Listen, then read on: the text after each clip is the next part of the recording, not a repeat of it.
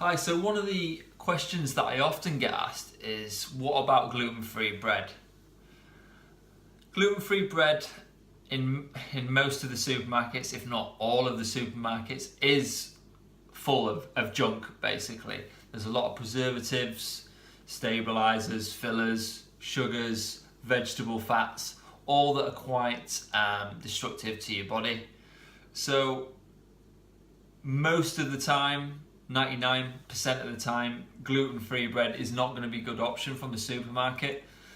I may use it with someone if they have digestive problems and they're trying to come off gluten. Maybe they're having a lot of white bread that's really highly processed white bread that's gluten containing, and their body needs to rest and they're on a bit of a budget with their food, and they need that kind of association. You may decide that gluten-free crackers, or you may use gluten-free oatcakes, or you may recommend some gluten-free bread. That may be the case for the supermarket ones, that is, but very, very rarely would I do that. But I was searching Google, as you do now and again, and I found these breads. So we've got a organic gluten-free quinoa bread with a bit of rice flour in, and the ingredients are really good. It's all organic. It's by Artisan Bread Organic. You can go on their website. I can leave it in the description below. So that's a quinoa one. And then we've got a gluten-free rye style bread, and this is kind of buckwheat and pea flour in this one. And I think they're actually using seaweed as preservatives. I've had a taste. They taste pretty good.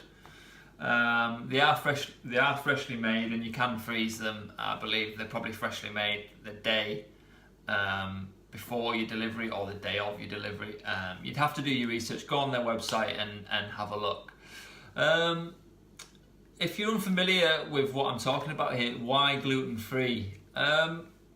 Most people get intolerant symptoms from gluten, believe it or not, whether that's bloating, digestive issues, skin issues, etc., etc. These could be forms of food intolerances, and having tested quite a few people, or sent people to be tested, most people are gluten intolerant. And if you're not gluten intolerant and you've been tested, you are one of those lucky individuals. So gluten tends to have a very inflammatory response on the body. That's kind of why people are maybe suggesting gluten-free. As I said, gluten-free is the best of a bad bunch, is how I would describe it. So if you are eating too much bread, if I've got a client that's eating maybe too much bread, you want to try and encourage them to use something like this Artisan Bread Organic, however you say it. That could be a really, really good option for them. And obviously you can put anything, you can toast it, you can do what you want, you can put butter on it, or peanut butter. It's entirely up to you. But what I will say as well is, you don't want to over-consume even things like this. You don't want to be going through 3 or 4 of these a week, because it's still a grain.